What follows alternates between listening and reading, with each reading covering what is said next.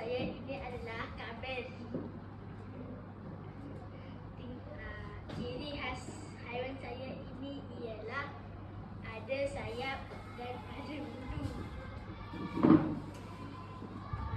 Tingkah laku khas, kalau ada musuh, dia boleh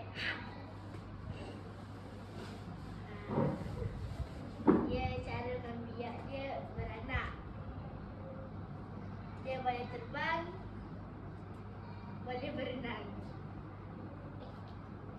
Sekian, terima kasih. Mati dan kawan-kawan, hari ini saya ingin membentangkan hasil projek saya yang bertajuk haiwan imajinasi. Haiwan imajinasi saya bernama Takubo. Ciri khas haiwan ini ialah 3.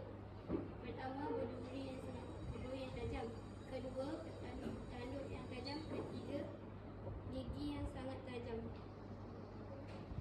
Dalam sehari, haiwan ini akan bertelur sebanyak 10 biji. Pencampuran haiwan saya ialah buaya, kumbang dan gurita.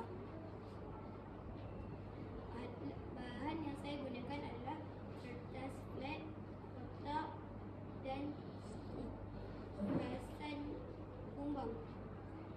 Sekian daripada saya. Terima kasih.